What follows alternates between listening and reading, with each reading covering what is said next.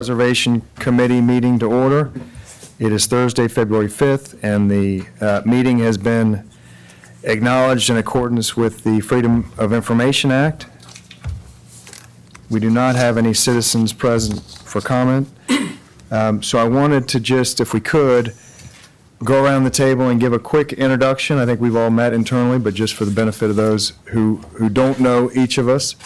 And I'll start. I'm Douglas Carr. I'm the city administrator for the city of Isle of Palms, and I will be staffing, at least initially, this body. I think eventually the duties of staffing the body will be handed to a future resilience officer. That's in the city's plan, is to hire an additional staff member that would be pretty well dedicated to these efforts. So I will be here as needed forever, but probably eventually handing over to a newer employee. I'm Sean Kuster. I'm the Deputy City Administrator. While we're going staff, I'm Nicole Deneen. I'm the city clerk. I'll just be taking your minutes. Josh, if you don't mind. I'm Josh Ways. I'm the Public Information Officer. Wendy Pastrick, resident since 2020, and I've been down here for like 7.5 years. I was on Sullivan's, about a mile from my current house. I'm on the south end of Isle of Palms. Dan Slonchiver, resident off and on since the 80s, and continuously since 96. And I was on the last committee, so whether that's good or bad, we'll see. I look forward to working with everybody. Dan, if you don't mind, and I guess I'd say this for everybody, the audio does not come across the stream unless you really talk directly into the mics. If you don't mind, get the mic within 6 inches, a foot of your mouth when you speak. Okay. You have two now. You want to repeat it? No, that's good. That's good. Dietmar Ostermann, originally from Hamburg, Germany, and then from Long Island, New York. So experience with beach activities over there on Long Island. And I live in Wild Dunes, Isle of Palms now for 4 years. Moved down here after I retired. And today I have a little bit more time at my hands that I'm retired, and I serve on 4 corporate boards in addition to this board here. I'm John Schilling. We bought our house here in 2000. Before that, I graduated high school. I spent a summer on Sullivan's Island with my girlfriend's house. And we're now here full-time. But we've been coming to the beach with our kids for actually more than 25 years. So. I'm David Cohen. I'm City Council, so I'm a liaison to this committee, non-voting member. But I've been on the Isle of Palms since the early 80s, permanently bought my permanent house in 1990, I think it was. So I'm at 35th and Cameron, so midsection of the island. I've also served on Planning Commission for about 12 years of on and off. So I was on planning, off, and came back on, and now I'm actually on council. I'm Alice Bova, and I came here after Hurricane Hugo. The Navy sent me here. I was 25 years as a Navy nurse and then retired here. So 35 years I've been here. And I live 4th and Palm, and seen a lot of changes since then. So. All right, thank you all. Next thing on the agenda is wanted to just review the purpose and goals of this committee. The committee was obviously created by City Council. What you have in your packet is their this is their guidance to you all in terms of what your purpose is, and I did want to. I guess I would want to highlight that this group will be an advisory group to City Council. There are no binding decisions that would come out of this group, so you will be making votes. You'll be voting things up, down, but all of those will be presented to City Council as a recommendation. So it's not a binding vote. From my reading, I'd be interested to just hear from the group. I feel like council really wanted future guidance. You know, it's a highly complex natural environment out there. You mix the complexity of the beach itself with the funding requirements that it creates, the emotional requirements or the emotional issues it brings up for the residents, the visitors.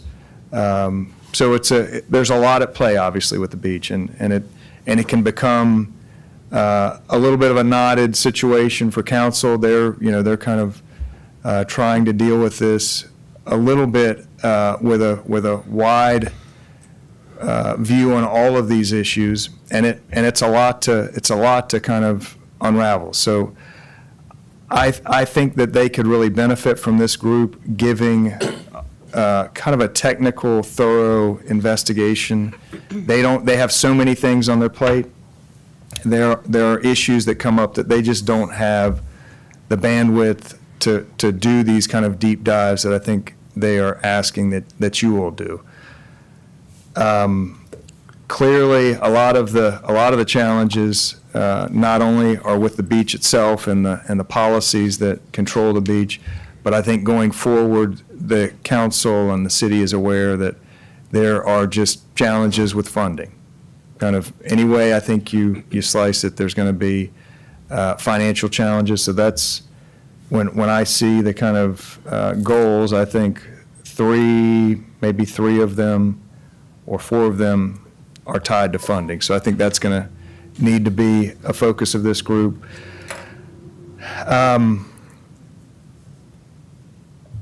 Any comments, thoughts on purpose? And I will say, just in the course of going through this agenda, I would like to kind of go through at a high level goals, past projects, past events, things currently underway, and then have a little bit of time for you all to kind of talk through and hopefully work through what you would like for your future focus to be. And so we can kind of get a little bit of a game plan going forward as to how you would like to see these meetings and what you think would be useful. I have a question to the goals, if I Yeah. may. So I feel everything that's listed there is very good. That's what I had in mind too when I signed up for this. Two other things I had in mind, and maybe I'd be interested in your comments on whether this is inappropriate or appropriate. But number one, we have this big project coming along, probably starting, let's say, in summer of this year, the $32 million project. And I feel that more hands on deck could be helpful there. So I thought that this committee would also have a role in guiding it along, observing the progress of this project. And as in a big project like this, things are developing on the spot, chime in on potential adjustments that need to be made. So I thought that was important, but I don't see that listed here. The second thing that I'm a little bit concerned about, particularly looking at the situation at Beechwood East, is I don't want any of these houses to fall into the water before the big project starts. So is there any short-term activities that we should at least discuss, like rebuilding the sandbags in front of each Beechwood East before the big project starts, so that they have another chance before the high tide, the king tide, comes on March 30th? So those are two things I had in mind we would at least discuss here, but maybe you can comment on whether it's appropriate or inappropriate. I completely agree. We've got a lot of things in the cooker right now on the timeline. And if we don't input into those processes now, so we've got beach renourishment is one, we've got the FOF alternatives analysis piece of work. And I agree, how do you deal with short-term emergencies? There's questions right now on easements.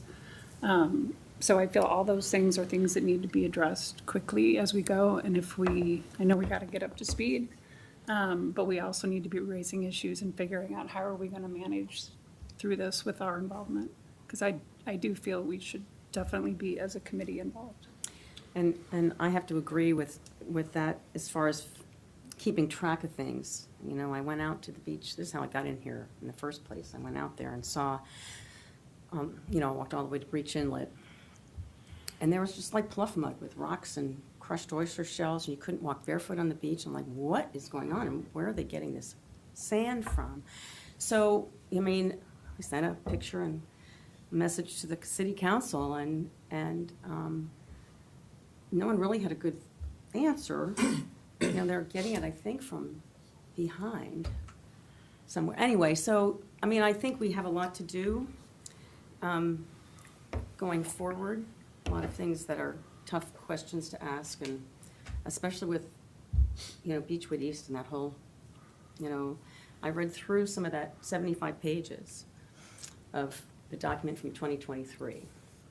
And there was a list way at the end, like page 60, I don't know, 4 or 5. And it's a whole list of emergency requests. And almost 100% of it's Beechwood East. Going back to 1996. And so, you know, that's my concern.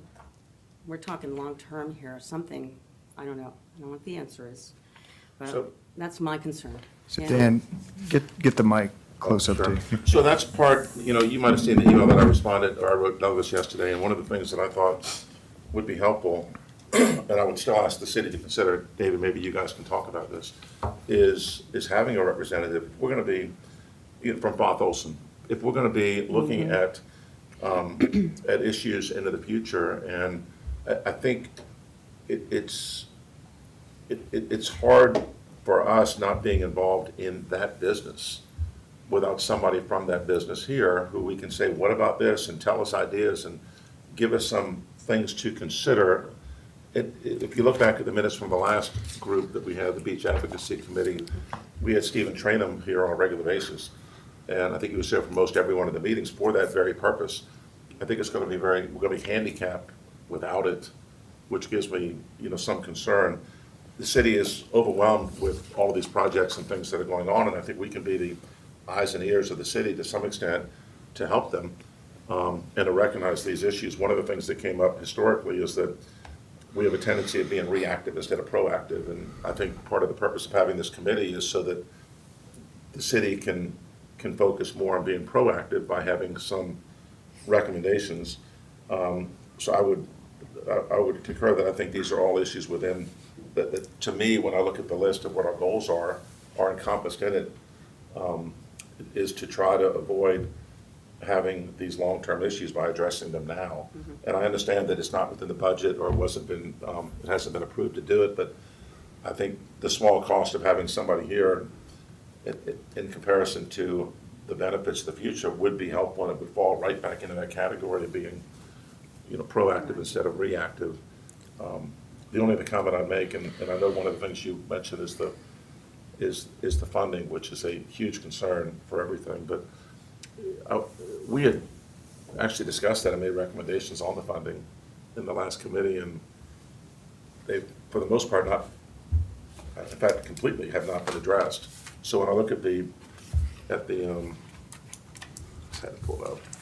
I look at the agenda and it says, consider raising revenues to cover the proposed proactive beach renourishment schedule, and it says need council direction, we do need, because I don't know why none of those things have been implemented, and maybe they weren't the best ideas, we thought they were the best we had, but and I think probably it's because there's so much other things going on that it's hard to keep up with everything, and I'm hoping that, and my understanding was the reason to have this on a regular basis, this committee formed, maybe, you know, permanently, not us, but a committee formed is in order to address some of these issues so that we can avoid having those missed opportunities and have somebody else, because council, with all due respect, can only do so much. You've got a lot on your plate.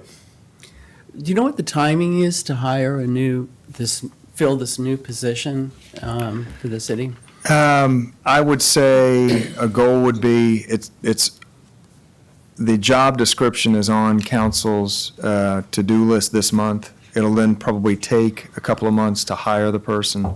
So probably 3 or 4 months. But But I don't expect that person, I mean, as you all can see, I mean, it's so complicated. I don't think I think it would be a year before that person was Getting up up to to speed. speed on all of these, Okay. the parts of this project. So I don't expect they'll be here. Okay. But we are moving imminently. already right into the details of it. I think Doug wanted to just first establish what the goals of this committee are.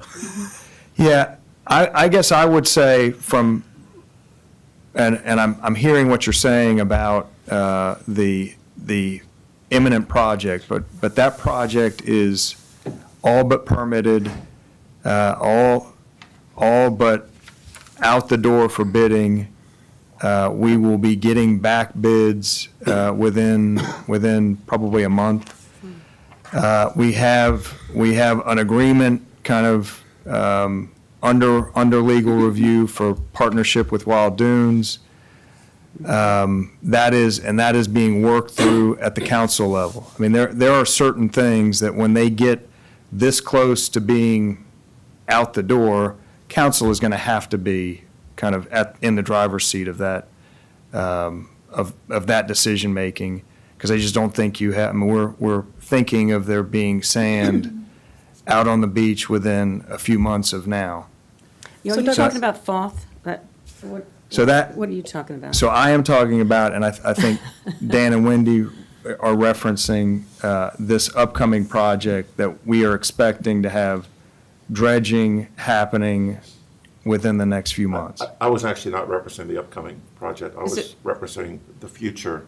Foth Olson work? Well, actually, I envisioned part of our job based on the task to look to the future and not the project, but the future. I'm just sorry. Past it. Yes. And from that I'm sorry. perspective, if we're going to be discussing things that we think are beneficial, and I know that Foth Olson is looking at things such Yes. as groins or geotubes and other alternatives, it would be helpful to have at least some interaction with them so we can have a better understanding of what the pros and cons are of some of those things and what the costs are and kind of analyze it for the city in order to give our recommendation based on what they think is available. Absolutely. I think, so, and I may have misunderstood, and the hope was this would be at 6B to kind of talk about things that are in the hopper now. But while we're talking about it, there is a effort underway to have Foth Olson provide a list of basically pros and cons of all of the options that they see as alternatives to hopefully gain some longevity out of this project and future projects, to hopefully spread those projects out a little bit, get more bang for the buck, longer they last, less frequently you have to do them, kind of ultimately the less lifetime cost of each of those projects. So that is, and I would agree, Dan, that's clearly something that I think council would want to rely on a group like this to really dig into that. I think it's going to be, it will be outside of anything the city has ever seen. I mean, this idea of there being groins out here, that's going to be a very emotional thing for a lot of people. People have strong feelings about groins. There's a cost-benefit analysis that we'll hopefully get from Foth Olson. And I would expect that to be, that has just been approved, I think, last week. So I think it'll take them several months to develop a product for you all to review. I would expect them to come report to you, these are our findings, these are our recommendations, and I think there's going to be a lot of work for this group in just analyzing that, coming up with recommendations. So I think that's a perfect example of what this group would be excellent resource to the council in working through those. I Doug. agree with Bob. I disagree that we should not be inputting into things like the renourishment. For example, on the bid volumes, we lost on the south end, the two reaches combined, 400,000 cubic yards since '21, and that does not include 2025 data because I can't get my hands on it. And I'm concerned with how they're coming up with the numbers. and that they keep going down. So I just wanted to understand, what data do we have? Who has visibility into the data? And how do we ensure that we're making the right decisions? And I feel like we can play a role in that. And my point, Doug, was, I understand you guys are very close to negotiating agreement with Wild Dunes. Yeah, we probably shouldn't mingle into this, and you are very close to looking at the bids coming in, and you may not want any additional people on that. But the project itself is going to take 3 to 6 months. While that project is going on, there will be a ton of additional problems that will come up. And I don't Absolutely. think anybody in the city and council has the time to look at this on a detailed basis. And I'd like to look at it on a weekly basis, maybe even discuss it with Steve, how he's making progress.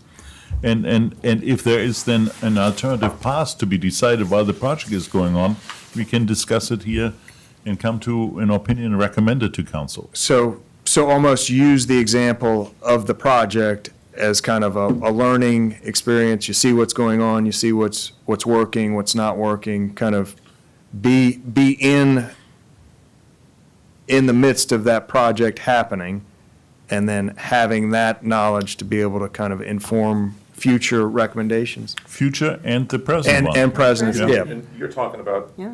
I think, because you mentioned Beechwood East, monitoring what's going on in the meanwhile. You know, it's easy to focus on the big project, but sometimes we can lose sight of some of the small issues that are happening. And to help with that, because we've still got huge erosion issues on the south side and the north side, and Beechwood is getting pummeled. And I don't remember the last time there's been more sand, and that's been a little while, but we've been holding off. But I think we could be helpful with that. So just for the sake of example, let's go back to Alice's example of, and I don't know, I don't know how much everybody is up on what's going on, but there has been in the last, and it was reported out, and we started seeing it maybe middle of last week, mud is coming out of the Aetna pipes onto the beach down at maybe Fourth Avenue. To Breach Inlet. Yeah. We walked the whole length of that, and my daughter's like, where are these clumps of mud and rocks? Yeah. And Yeah. so that, what is happening there is Aetna's project, and we're kind of hopping around, and I apologize for that, but we have an Army Corps project that's happening on the backside of the island. They are taking material out of a spoils site and putting it generally between 8th and 2nd Avenue. They let us know before they did that project that the material, because it's coming from the backside of the island out of a spoil site, it's going to be a little bit of a mix of, they call it silty material, I would call it muddy material. It's mud. And sand, and their plan for that work was when it's mud, when it's muddier, they would push the pipes out into the water with the plan that that mud would dissipate and kind of go into the, go off. So my Off- understanding of those pipes, are those the geotubes they talk about? No, No. No, This is different, okay. yeah, different thing. We'll just kind of continue down this example. All right. So this happened on, again, I think maybe Tuesday, Wednesday, it started happening, that mud was coming out of the pipe. Stephen Trainum, the city's, he's kind of generally been the city's engineer, noticed that happening, reported it to council at the meeting on Thursday night, and a message was sent to the Army Corps of Engineers, hey, mud's coming out. Either move the pipe out further, something needs to be done to address that. And could you clean up what's there already? Okay. Don't know that we've gotten a response to that, but the mud will dissipate. And that happens to be an Army Corps project that we do not control. They're not our contractors. They're not. Right. So that is an example of a situation that is so kind of time sensitive that the staff will kind of have the best information that we can get we'll do the best we can. And certainly, you know, we could report that, we could talk about it, we could talk about the policy side of that.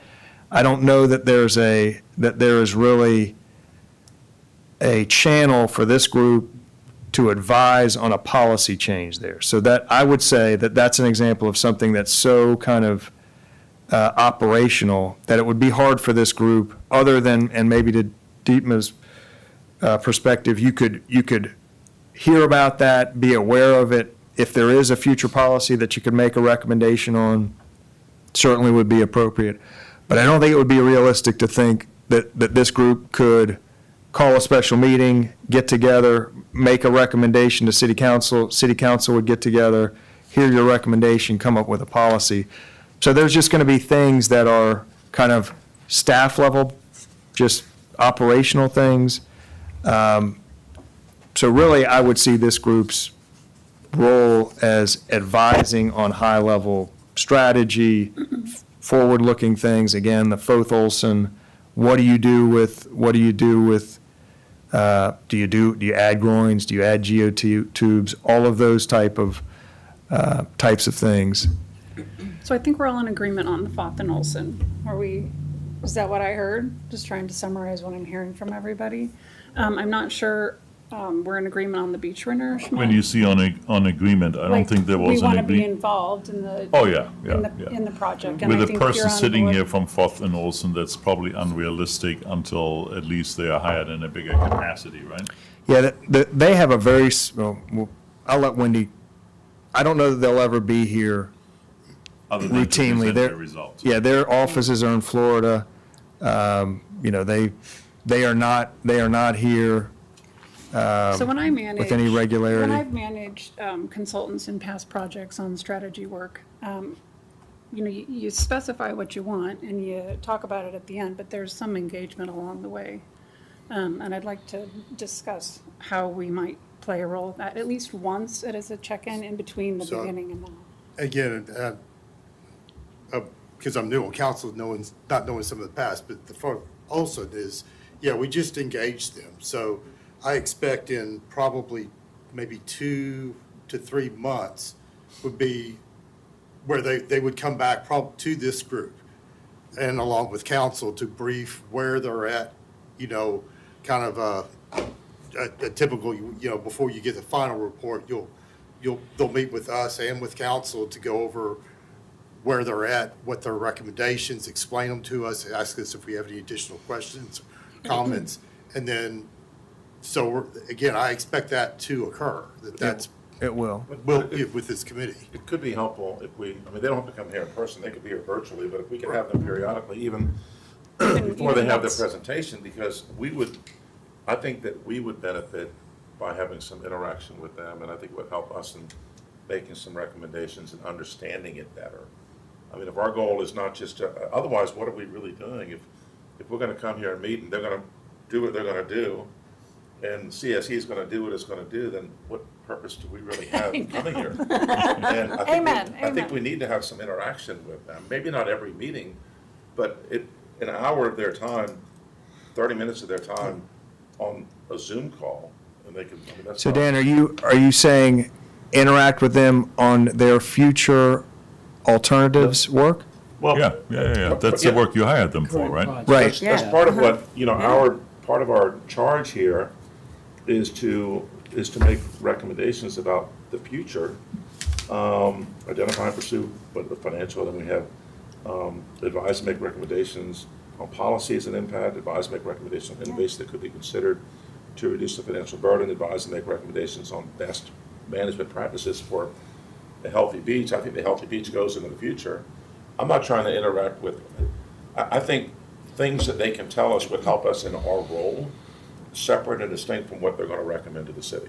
And I think we have things that we are concerned about that we can input into it and make sure that they're looking at it and getting addressed, so that we're all Agreed. heading towards the same. And if I Yes. understand, Doug, this is a $90,000 project that we hired them for. right? Correct. It's an engineering strategy project. Correct. So maybe it would be appropriate to think of that in the beginning of the project, they interact with us for a few minutes or for an hour, in the middle of the project, they interact with us for a second time, and then when they are coming for the final report, they interact with us. So 3 interactions with this council. I agree with that. I agree. Good idea. Yeah, I think that's certainly, and if that's what we're talking about, kind of them advising on the work, the $90,000 project they've been assigned, yeah, I think they would be happy to do that virtually. So that was the fourth piece of work. On the beach renourishment, I also think that there needs to be some type of involvement from this group with the data, the transparency of the data, and just making sure that we're all aligned on if they start with a permit volume, and then they go down to a budget volume, and then they go down to what they really do, and then they go down to what they actually put on the beach. And I think we have a role to play in that. I have the time to dig into it. I don't know if we don't have a sustainability person dedicated. I have concerns that I want to be addressed, and, I've got the voice of residents, at least on our end, so I can represent the concerns. Yeah, I don't know I'll just, to further this conversation, there is, and this is not unusual to any of the permits we've had in the past, is they will over-ask on the permit. They'll say, things might get awful in this year or so process of applying for the permit, so we're going to over-ask for moving the amount of sand. They then so that's kind of a large cast net set out there of, we know we'll never need to move more than this, so they create the permit volumes of sand that they're requesting. They will then, they will then create the bid documents, so getting now much closer to the project, and there will be another volume. And this will be a base volume, because this is what drives the dredgers' bids. The cost of their bids is based on how much work they know they're going to get done. So there's a base volume, and then there is a bid alternate amount of how much over that there could be moved. And then there is the actual contracted amount. So that is done, that contracted amount is done really at the very, you have bids back, you have a condition assessment of the beach at the time, and then a final judgment is made by council as to, and under the advisement of the project manager as to what amount of sand should be contracted for and gets contracted for. That final kind of judgment really happens after the bids are back. There's about a 30-day window.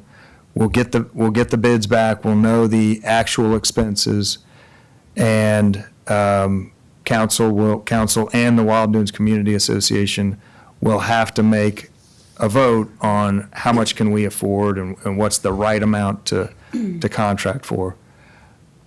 That's a pretty tight window. There's a lot that happens in that 30 days. If this group wanted to specifically meet and review kind of the bids, the potential contracted amounts, I think that would be completely fine and appropriate. Yeah, I think Of that course, would be good. Of course, the driver, I think, there is how much can the city afford to do? I mean, there's kind of a limit in terms of money in the bank to be able to do these type things. So there is a limit. And there's a judgment, though, that's made by council on, given the costs and given the volumes. Shouldn't the limit be as high as the most sand that we'll need? Because if we don't have enough money to do what's needed, then we're gonna have to go and do it again in a shorter, in a tighter window. And there's a huge upfront fixed cost to these projects.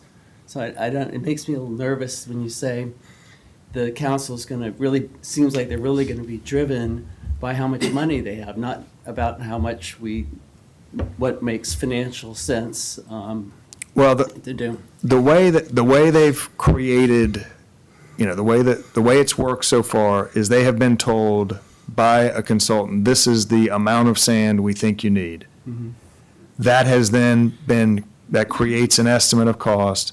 That estimate of cost is what the city has been planning for financially. Kind of round numbers, it's a $32 million project, we think. The problem comes, and we're hearing these nightmares kind of all over the place. What if that project comes in at twice what we're expecting? What if it comes in at $64 million? City just can't financially do it. But is that reasonable two times? Wouldn't it be like 20% more, 25% So more? that, yeah, I mean, twice, is we have heard that, and there have been examples of like twice the, Maybe I a would be bad shocked. estimate. Yeah, I would be shocked, and I don't think it would be that. Yeah. But I think there should be some kind of overage there to take into account that we might need a 10, 20% more. It seems like another See, factor with so- that is to consider, and we can help with that to the extent the city wants us to, but to consider what happens if we don't. Yeah. So if we spend more money than we want to, but in a 10-year period, it saves us money because we're not spending all this money doing other things, are we better off to do that? Because otherwise, it goes back to that old proactive, reactive Yeah, type yeah. situation. That Yeah. seems very reactive to me. That I don't. So how much money does it cost for emergency sandbags and emergency stuff? Yeah. Over time? And there's a whole, I mean, obviously, there's 30 years of history of emergency needs, and so, On the south end alone, we On- spent $4 on- million this is- I on was- emergency. well, and the north end Up is the even north, more. too, yeah. So that was a North big End is even discussion more. that we've had Up there, before, and yeah. I don't recall offhand, but it was the value of saving money by not doing the renourishment versus putting money into the beach, and where do you win? And I think that's a very complicated thing to figure out, because you never know Yep. what the future entails, but we do know over the last couple of years, it's been an extraordinary amount of money. I mean, I kind of look at it as putting Band-Aids, and, Yeah. when do you put a Band-Aid and when do you do the surgery? And it's a Yeah. tactical decision to try to figure that out. Yeah, they trucked all that sand down to Beechwood East at the beginning of last year, and it lasted 2 months, if that much, if that long. And that was, I don't know, 400, 500,000. That would have been a good study, because that's a question of whether or not that was, and a lot of it is learning progress, whether or not that was ever really going to stay. You know, Some I people walked said it by, was I'm never a gonna business, stay. I have an MBA, I'm not an engineer, but I walked by there watching those dump trucks, and I knew that was a complete waste of money. One of I the- don't know how Down here. anyone with the Well, one- engineering background Well, could have. one of the second opinions on the Army Corps' job on the south side of the beach was that if you don't sculpt it and plan it, then it's not going to stay. And she came and said, I wonder, how did it work? And we said it didn't stay. Yeah. So it's certainly a complex But situation. yeah, to try to I just figure out. think, I don't know how, there's got to be some way to agree to a larger project if within the 30-day window they say we need it. But those are things that I think, that's part of the reason I Yeah. mentioned Bob Olson, because I think Yeah. those are things we can address with them. Give us your insight. What is your opinion about this? Well, that's what they're tasked to Yeah. do. Yeah. And I think we've As agreed to- that we're going to interact Yeah. with FOTH, so I feel comfortable on the FOTH Olson piece of it. What I don't feel comfortable with still at this point is that we are not involved in the beach renourishment calls But on it what seems those like numbers Doug are. is opening up to the idea.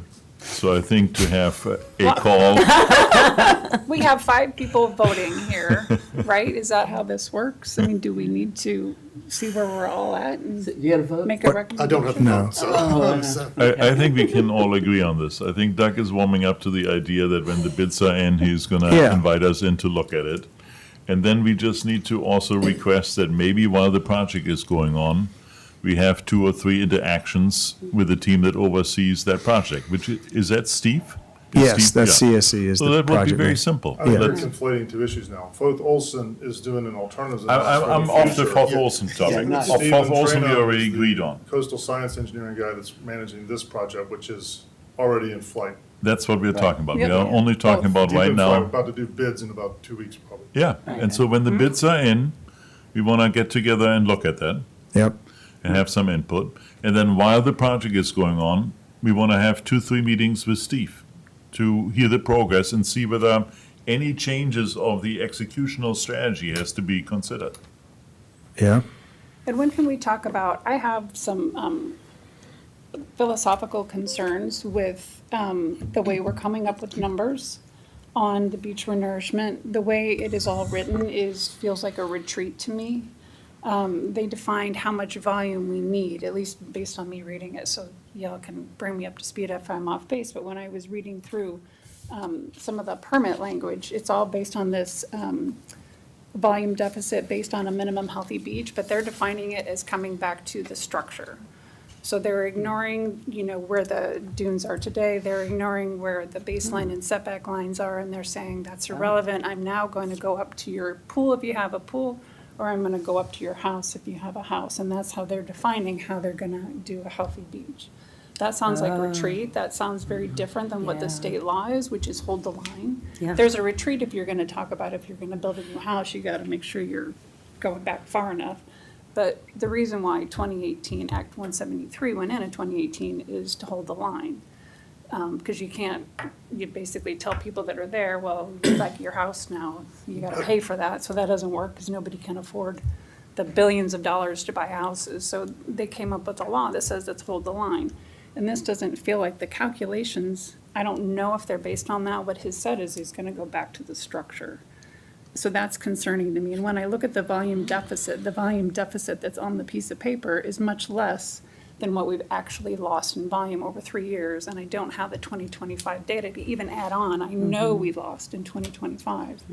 So I'm just concerned that strategically we're saying we're designing this so that there's not going to be dry sand beach for tourists, for surfers, for turtles, for residents to enjoy the island. I'm just concerned I about think where we we're should going. always be talking about focusing on dry sand beaches. That's what we need to keep Isle of Palms as a viable beach community. Well, the So turtles need to I have do have, those, so when you talk of dry sand beach, dry sand beaches are private property, and that's our issue. South Carolina goes back to what hurdles do you have? That is one of the biggest hurdles is, as soon as it's a dry sand beach, it belongs to a private individual, in Okay. most cases. Well, then they usually share it with us, so Right. what are we gonna do? Like say, okay, let's not Well, have them? Residents can't do anything without it being regulated by Yeah. the South Carolina That's DEC. So jurisdictional there's control, but nothing that a ownership is. private owner They're not could do gonna on that. complain if we put sand in front of their house, right? Right. Well, yeah, right. But going back to when you were actually asking about the structures, so when they did their beach assessment, that line that the state kind of, when they changed the law and said, okay, we're gonna hold the line, is it 2008 to 14? 2018, yeah. Or to 18. Yep. In a lot of properties, that line is actually landward of the foundation of the house. So they actually had to bring the structure being the point, not holding the line that's beyond the structure. And so that's what that, Well, on you're the kind of south seeing in end, those. which Yes. is some of the, I haven't gone through the table of numbers, but I spent a lot of time adding up Yeah. a bunch of numbers on the south end. And the line, the setback line, the baseline are seaward of pools and homes on the south end. Right, Yeah. in most cases. So Wendy, to get pragmatic, are you suggesting that this committee in one of their future meetings spend some time revisiting the calculations of what a healthy beach looks like? Well, I know I that would be okay with that. I would love to define what are we trying to achieve here? Because That's I one of your don't, core purposes. I feel like Goal number one. we're in retreat mode. I feel like these numbers here are officially retreat, and I feel like that doesn't make Let's sense put to me. that as one of the agenda items on the March meeting. And then I think we need input into the whole process on the volume, what actually gets put on the beach where. And Whose input? our group, Okay. eyes on, what are we doing when we make decisions? I think part of the history is that in the 2018 renourishment, it was permitted for the south end as well. And then what actually happened is they got 0 and it all went to wild dunes. So, there's a little concern based on the history, and then we see the numbers going down, and then I see the numbers less than what we've actually lost. And that's not ignoring what happened in '25. This calculation, Wendy and Doug, was that done by CSE? Yes, well, so the minimum healthy beach amount was agreed to by the prior beach ad hoc committee, but that was informed by a work product by CSE. Yeah. And to Wendy's point, it is and there is I should know it, but there is a number of cubic yards between basically the water and the house, which is what Wendy is referencing, and the judgment was that if you have that volume of sand in front of your house, it's healthy. I think Wendy is taking exception to that and saying that's not a reasonable kind of litmus test for what's healthy and what's not. And just for your kind of, to think on this, we always kind of looked at the example of the beach between 21st and 41st. Those houses are way back.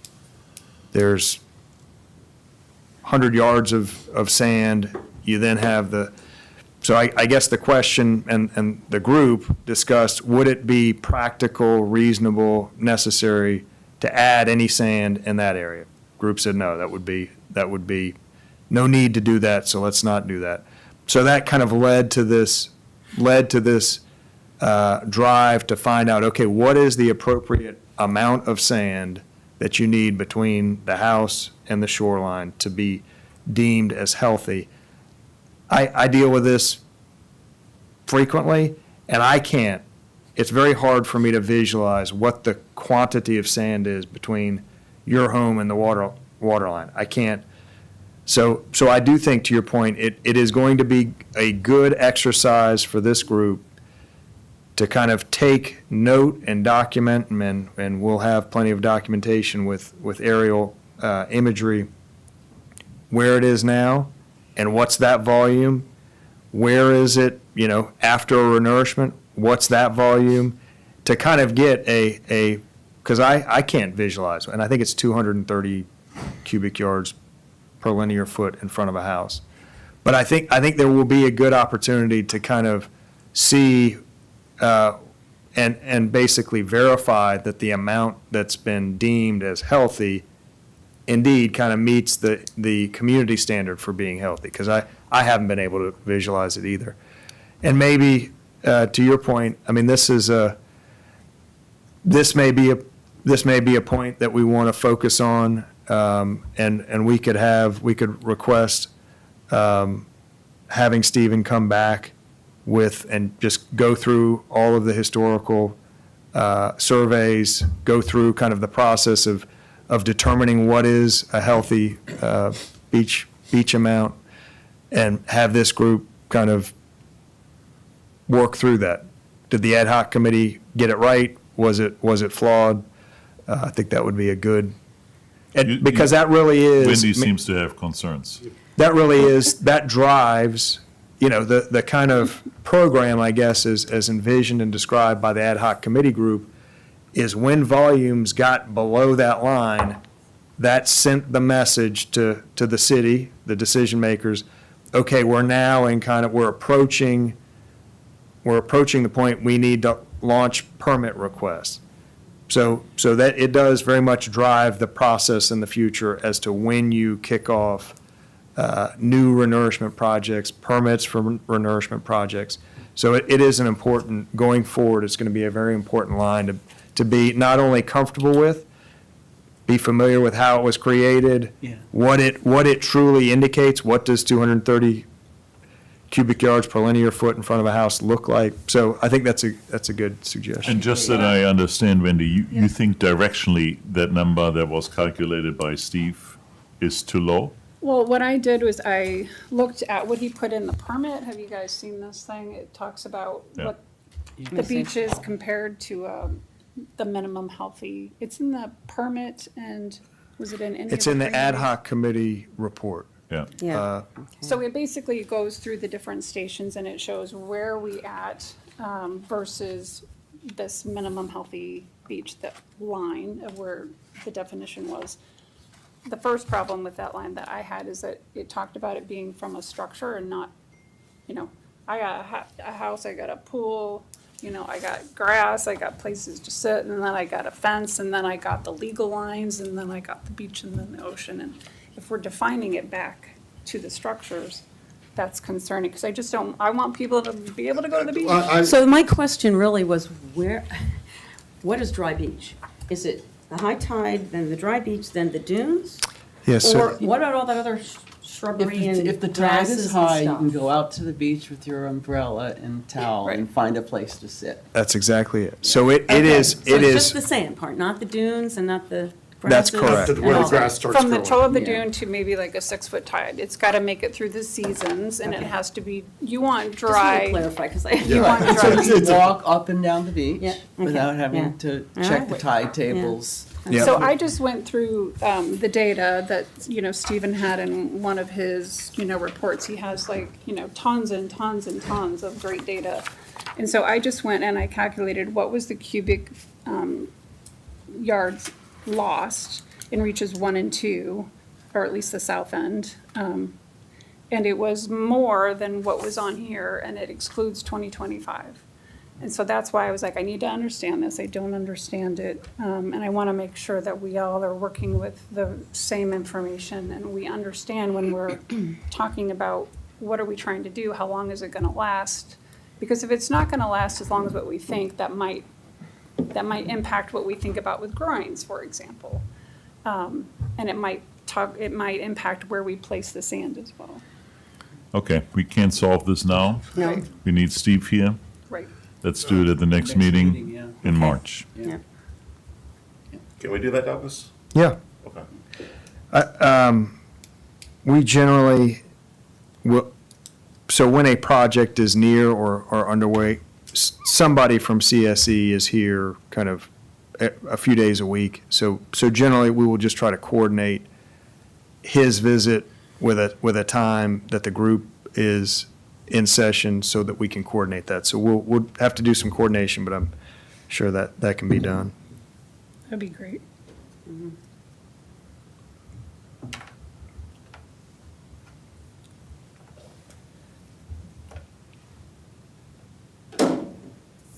I was going to go back to your point is I don't know that the city has a policy of where that line that we want to establish is.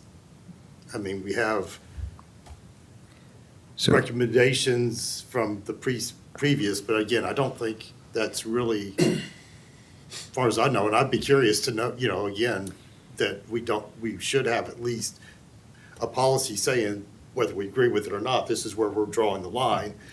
Let's Is work that, from is there. that in the prerogative of the city, or is that defined by the state? No, as far as what renourishment efforts that we fund, I think that, again, Up to we're not us. saying moving the state line, Yep. we're saying, do we adopt the state line? Yeah. Do we adopt the property structure, what do we consider structures? Well, there's a law that we could start with, so you can start with what's legal and what's not. The way North Carolina did it from the work that the prior committee did is they said, we know that we want 200 feet of healthy beach at all times for tourists to come in and residents and whatever. And then from there, we know that there's an erosion rate and then there's a calculation. So at the end of 5 years, after you've renourished and 5 years of erosion happens, you're still left with 200 feet of dry beach. And they plan their funding around how much sand do we need based on all those formulas, and we want to keep it looking at 200 minimum plus erosion. And that's in their strategic plan, and so you don't really have these emergency triggers because you're on top of it. You've got the strategic plan in place, and it's very proactive. I think that's where we would love to get to, and that's what Foth and Olson can help us get to. Well, I'd like to see how Hilton Head does it. I mean, when I was looking at applying for this committee, I happened upon Hilton Head's website, and they had a very nice section about the beach process. Foth Olson happens to be their consultant, and they don't talk about seawalls in Hilton Head because the beach is there, right? And I had not thought of this, but it would be nice to know, I think, how Hilton Head defines what the beach volume I would agree. should be. Like, not even North, this is in South Carolina. Right. So that's If an you example of something helpful with Paul Folsom. Yep. Yes, And, yeah. and the other thing is, you mentioned, is it a state regulation? I don't know, because, we got a 1% tax predicated on maintaining a healthy beach and healthy dunes. So what did the state mean when they gave that to us? If we're supposed to maintain it, what was intended? Because we received monies for that. It's intended to have a dry sand beach at all times, is what the state law says.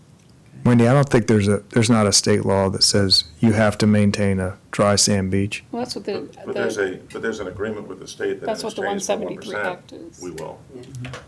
There's no law that requires that. But is there a definition from South Carolina? There is aspirational goals for the city, the state. There is no law, though, that requires Okay. a certain amount And to of, Dave's point, we can still, as the city of Isle of Palms, define what it should Yes. mean for us. But there Yeah, is and Act that's- 173 that was implemented in 2018. So I would encourage you all to don't go to DES, because they have old information. They have the old state law. You have to go to the government site and look up Act 173 that was enacted in 2018. And it'll give you the goals, the purpose, what all the definitions of all the terms are. Are we at agenda point 2 now? And I apologize, so I'm let's just a just- little yeah, and- concerned because I have a Yeah. wife that wants to be driven to the hospital for procedure later on. Oh, and- no. so we're going to engage Foth for 3 check-ins during their process. We're going to have Stephen here in March for a minimum healthy beach discussion. Can you we- have him research what Hilton Head does, please? Well, I was going to comment that when we, these two were, or at least at the beach the beach Advocates. advocates group, they did speak about, Chris Creed, who will have, Foth Olson's consultant, did talk a lot about kind of their long journey to getting their beach as healthy as it is.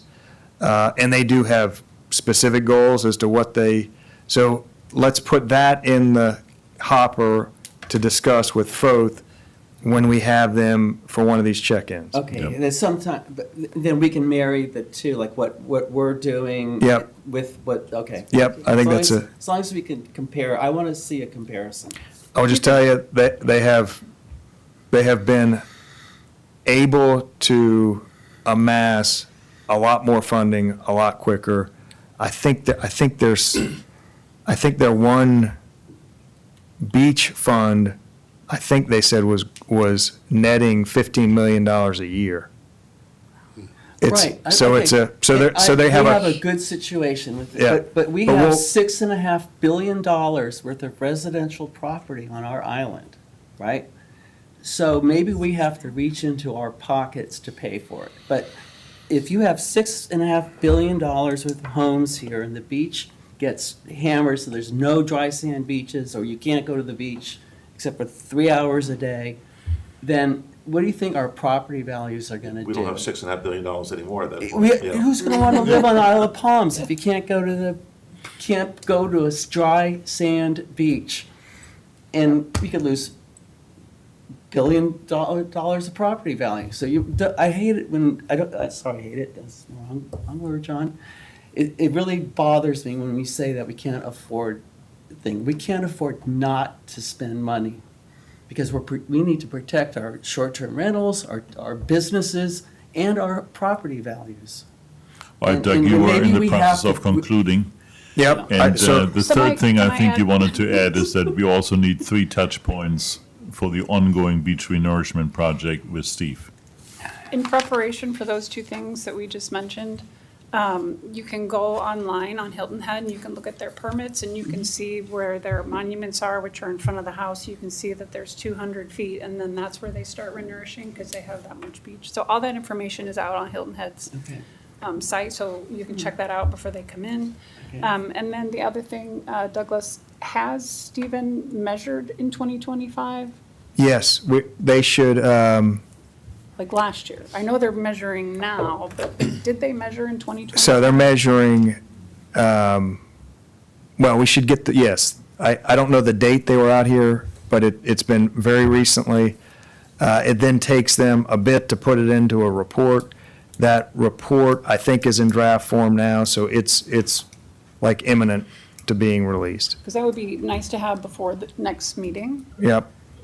Douglas, if you could also, going back to funding, if you could pull up the recommendations we made for funding in the last committee, because maybe we can revisit that and see if everybody agrees with that and see what we can, and talk to council about implementing some of those things. Yeah, Doug, I was going to jump on that one earlier, but then we got I was way off side. And correct me if I'm wrong. So council's going through a budgeting cycle right now. So that, I think, is one of those, we're going to get into that discussion of the recommendations to increase what we're allocating to beach funding should come up in, But ours was not just the increase, it was also ways to increase it. right. So we had made Revenue recommendations, but that was a year ago. And- Right. And so if we can at least Yeah. chat about those and see if they're still viable, if we have, maybe new set has different ideas, we can talk about also. Should be one of the future agenda items, yeah. But yeah, that's what I was going to point is, Yeah. council has a lot of that stuff that got out. We're still looking at that report, trying to, kind of whittle away. But again, I think the committee looking back to see, has something changed or something stalled or whatever is still good. Perfect. This is a tangent, but do we have money set aside for vegetation and sand fencing? Oh, good question. Vegetation, I believe, yes, it's in the bidding document. I don't think sand fencing is, but I'd need to check that. Nicole Elko just had a quote about how great her renourishment was and how it stayed. And it was because of the complete project, including Fencing? vegetation and fencing. Yeah. So Josh, you mind going to the top of the agenda? And let's just kind of go through, if you don't mind. So we've made reference to the 2023 beach management plan. It's a very high-level plan. It does, at its core, what it does is it makes us eligible for state funding. Without this plan, the state of South Carolina will not fund a beach. So that's kind of the overarching purpose of that plan. But beyond that, it is also just a very good high-level document to be familiar with. We have talked about the next work product, the 2025 Beach Ad Hoc Committee report. I think we have pulled out of that report, and I can see that all of you are familiar with each of these, so I'm not going to spend a lot of time on them. But I think Wendy has correctly pointed out that that minimum healthy beach volume is an important part of that plan, so we'll plan to touch on that next month. Dan has referenced the funding opportunities that are in that plan, so we'll put that as a March agenda item. We have on our agenda major projects overview, and I will say this is very much historical. We could get into it at a future date at any level that you want, but at its highest level, we have done 2 major renourishments. Both of those renourishments happened on the north end, 2008, 2018. So we are on the cusp of doing our third. But that information, and specifically that link on your agenda, will take you to the chronology that has a lot of detail. It has the monitoring reports that Wendy's made reference to, kind of going back in time. So that's a great tool for you to look back if you have questions about prior projects. Active projects, we have on here major renourishment status. I think we've kind of talked about that. I think we've talked about You know, it's in flight, really is at this point. And we'll get some, have some touch points with this group in that process in the middle. Alternatives analysis status, I think we've talked about that. Foth Olson, they've just been engaged for that project, $90,000 engineering project. We'll try to get, I'll reach out to them about getting 3 touch points with them about that project in the meantime. Army Corps project status, this also, it's a link in your agenda. It's an excellent tool that's being updated primarily by Sean and Joshua pretty regularly at this point. But at a high level, there are 2 different contractors working right now in that part of the beach. One is been going on for way too long. Aetna is the contractor. It's just been a struggle. That entire project for start to finish has been a struggle. That is the group that is depleting their, I call them spoil site. They don't like to use that word, but they are drawing down the sediment in a holding area is what they called them. They have stopped giving us estimates upon completion. I think they're over a year late, and the Army Corps said, we've gotten so much, kind of bad press from this operation, we're gonna stop telling you when we think they're gonna be done. They have accelerated here recently. I think that they are down to their last, and we actually got some volumes as recently as yesterday. I feel like it was 200, Aetna, I think it was 200,000 cubic yards. 175,000 cubic yards remaining.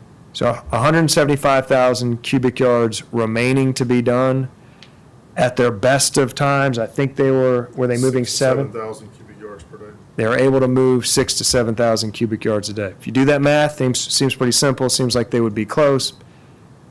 They're down now. Of course, their pipes stopped producing, so they're down. And it seems like when they go down, they stay down for sometimes 2 or 3 weeks at a time. So that one's been a real struggle.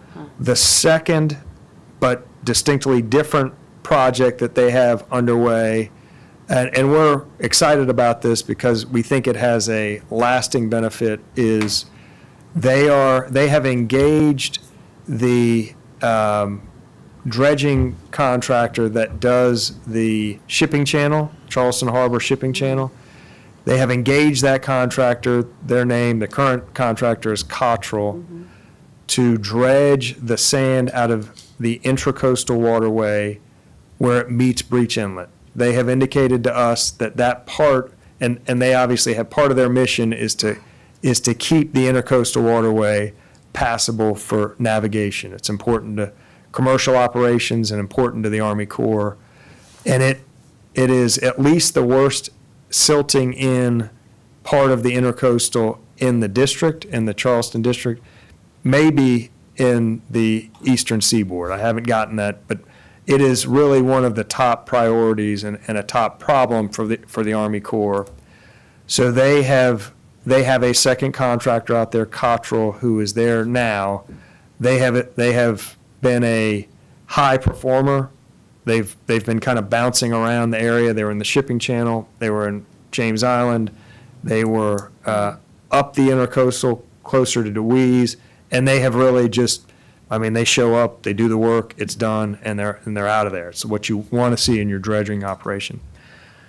So they have just started, and I think, is sand being delivered from that pipe Yeah, they're just right now last week? between 6th and 7th, and they'll be done on approximately March 9th. Yeah, 6 and 7, Avenue okay. on Ocean Boulevard. The exciting part of that project, from my perspective, is they are giving us kind of a commitment. Commitment's a light, using that word lightly, but they have indicated to us a willingness to do that project every time they do the shipping channel. So obviously the shipping channel's a primary purpose for them, and they have indicated to us, as long as we can continue to be a good partner with them, they have a willingness when they do that work, which is on their workbooks for every 18 to 24 months. They will just tack this project on to that bigger project. And it's fully funded by the Corps of Engineers. Correct. They estimate that could yield, should yield about 200,000 cubic yards every 2 years. So that, we've kind of talked about the need at the state level for recurring funding source. This is not a recurring funding source, but it's the next best thing where it's a recurring sand source. That volume alone, to Wendy's point, I mean, that could be enough to offset the annual erosion rate that we're seeing on that north end, on that south And end, is that sourced from the intercoastal waterway? just from the intercoastal. Yep. My concern is that FOF thought that the dredging is contributing to the erosion, so it'd be nice to have a study to know, is this the best thing since sliced bread, or is this a problem for us? Yeah, we can certainly talk to Foth about that. Well, the dredging will always happen. Right. Because it's They're not gonna back intercoastal, up. so the only question is the sand going to go into our beaches? Yeah, we've asked them that question. Their conclusion is putting sand on your beach is never going to be a bad thing. Yeah. Right. In summary, if, it's always going to be good. But we can certainly ask them that Are there question. any, under the category of active projects, are there any plans at this point with regard to sandbags on other parts of the island? No, there are no plans. I mean, those plans happen, I mean, we're using the word Emergency plan. basis. Yeah, it's Okay. always done in a reactive way, in an emergency, typically after a series of ultra-high tides. So we're But always what reacting. is the city's position on refreshing the sandbags in front of Beechwood East prior to the king tide on March 30th? So there is not a plan to do that at this point. And again, I think it would be reactionary to if those conditions get to being an emergency condition and the owner, and it's not being dealt with, I think council would consider it. But again, it's very much a reactionary I thing. know, and I hate to do it because it would be completely unnecessary if we had the beach renourishment already completed. I just don't want one of those houses to fall in, and there's at least 2 or 3 of them that don't look very good right now. And so putting these sandbags up again, whether it costs $100,000 or $200,000, probably would be decent money spent in order to avoid a catastrophe. Yeah, I mean, Are the owners allowed to do that on their own?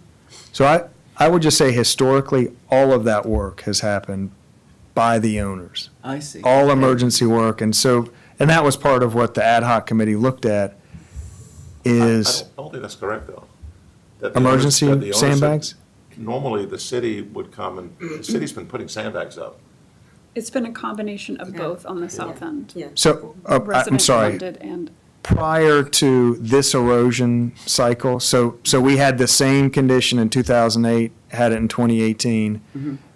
Those properties were heavily armored with sandbags. That all happened with those owners Doing it. Okay. With this particular erosion cycle, city council went in a direction that no other city council had gone, and they got into the business of protecting these homes. The other change was that the tax law was implemented to maintain an active, beach. And so the argument is whether or not the city undertook the obligation, we've talked about that before, if, in other words, the chicken and the egg, which came first. If you had a beach, then you wouldn't have the problem. So if you don't have a beach, then have you taken on that responsibility?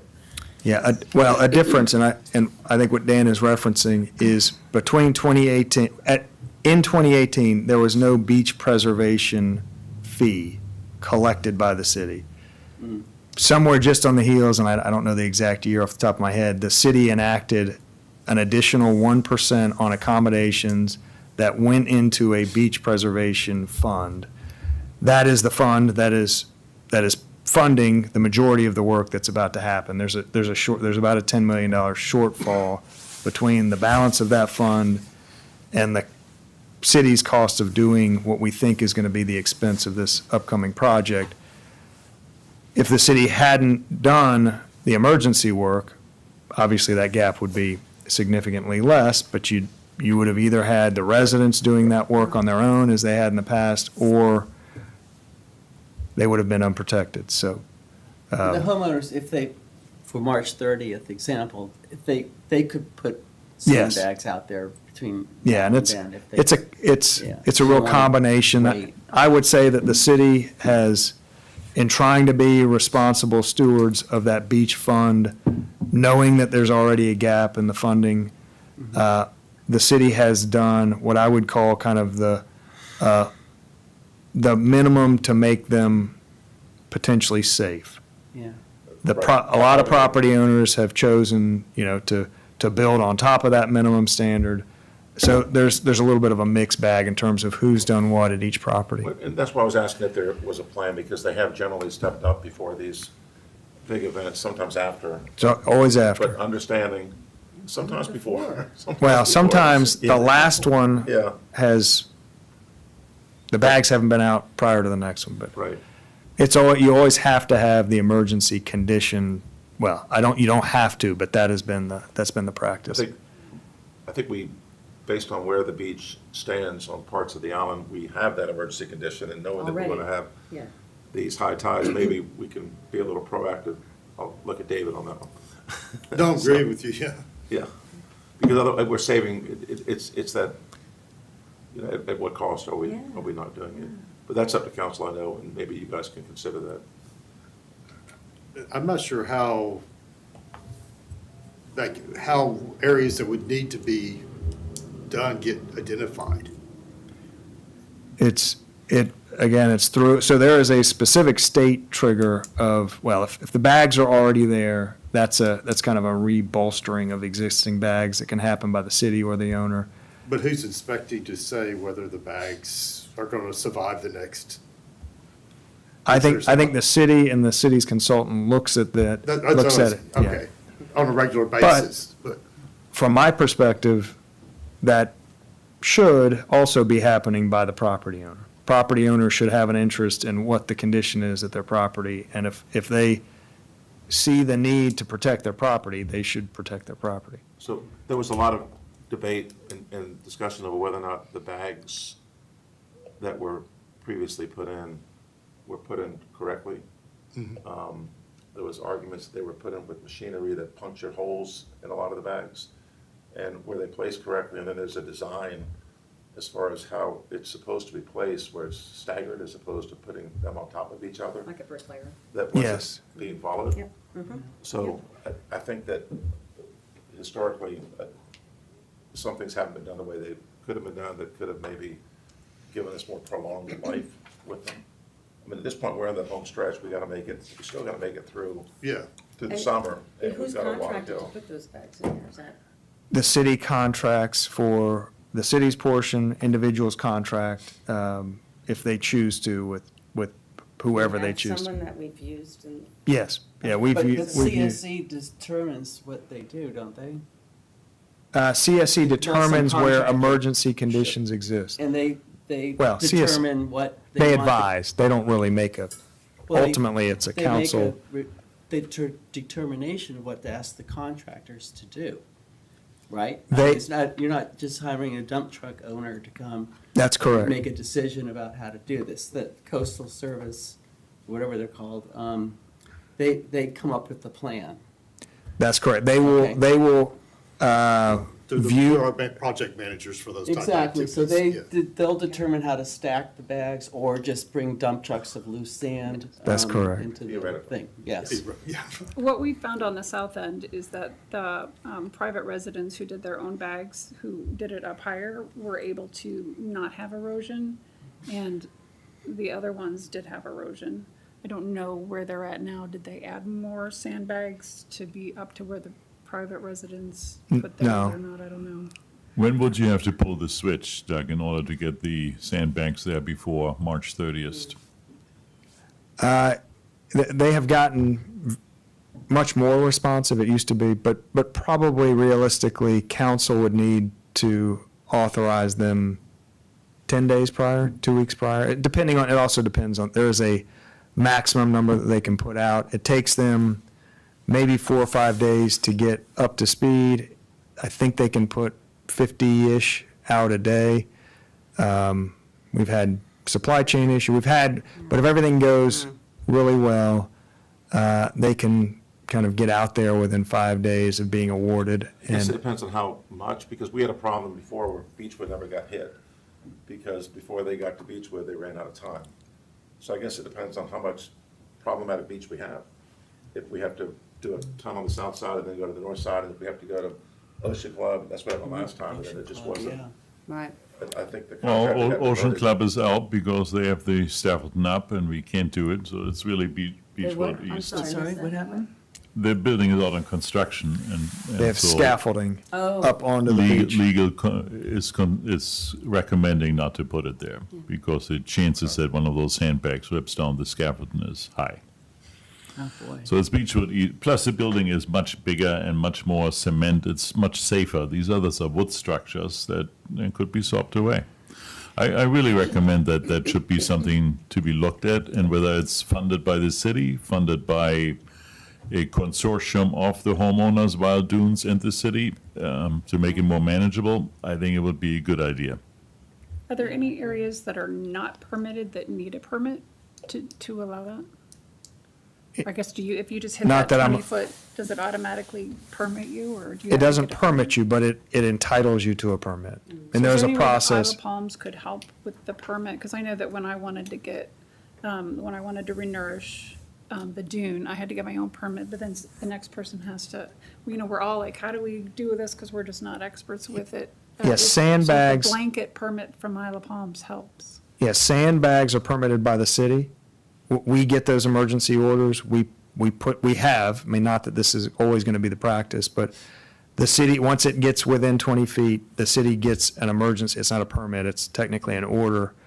We get an emergency order to place those bags. Once that order is issued, owners have had the ability to add to them if they choose to. So you don't have to get a permit, so there's, Once the That 3-week city, process. once the city has placed their bags, that's the indication that an emergency order has been issued. no, I'm just saying, are there any other houses that haven't gone through that? They don't have a bag yet, now they're. in That are trouble. within 20 feet? That are within 20 feet? Not that I'm aware of. Okay. And I apologize, I have to leave now. My wife is sitting outside and I need to drive her to the hospital. I think, let's just, if you have just 2 seconds, Okay. maybe 1 minute, maybe. Okay, 1 minute. If we can just recap, I think we're to the end of our agenda. We had discussion about future efforts, but I think that you all have identified at least a few meetings worth of efforts, so I would say we have an agenda. These new committees have typically waited for a bit to put a chair and vice chair. You want to do that next month? You want to Later. Next month. do it next month? Why don't we do it at the start of the next committee? That's more than 2 Yeah. minutes. Next month? Sure. No, you leave and we'll make you the chair. We'll vote for you. Yeah, we're not going to we can't do it now, you today. can go. The question is, do we do it in March or some future date? We can't do it today. I would say March, I don't know. Okay, Let's try for one. so we'll add that. I apologize. Thank you. Good All luck right, there. see ya. We'll see if Stephen is available on the 5th to do a minimum healthy beach discussion.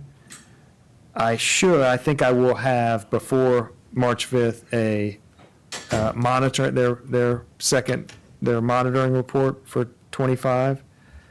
Dan, you asked for the funding options of the Beach Ad Hoc Just that Committee. we to be- recommend it so we can discuss them and circulate them back around. But We'll touch base with Foth Olson, make them aware of the desire to kind of have a pre-project touch point, mid-project and end, and we'll just see when we'll let them advise us. Again, they just got notice, last week. yeah. Yeah. So I don't know if they're at a point of being ready to do that, but I'll let them tell us when they're ready. Anything else for March? I have a question, sorry. Easements, do you want this committee to make a recommendation on how to manage easements for the renourishment? I know you guys are under a timeline. Yeah, I don't think so. I mean, that is very much in the policy weeds for council to decide. it could very well be that whatever council decides, we need help. We need kind of an army of volunteers to help with that effort, to kind of educate, last time there was a door-to-door effort. So it could be that the group would be helpful, but I don't think there would be, that I think is squarely for council to. You guys okay to stay out of that one? Yeah, I think that's already in motion, but I think so. But that could change. I think this is an evolving Yeah, project. and I will also say council will, if they need advice, they do this, they did it all the time to the planning commission, they would say, hey, Well, that'll be great. if they this come is back. something that needs more study than we have the bandwidth to do at this point. It's a great project so that will Well, I know happen. individual residents going to a town council member might have less weight than the committee that's been formed to manage it, to input into it, so, I mean, I'm okay trying to help, but up to everybody else as well. So the numbers that you were talking about are in the report I'm that number the. two. That's All I right. apologize. So we need to- I think we're- 24 monitoring. We need a report. motion to adjourn and Should do a, adjourn. There's some, Thanks. second. Thanks, guys. Thank Thank you. you. Yeah. Not before.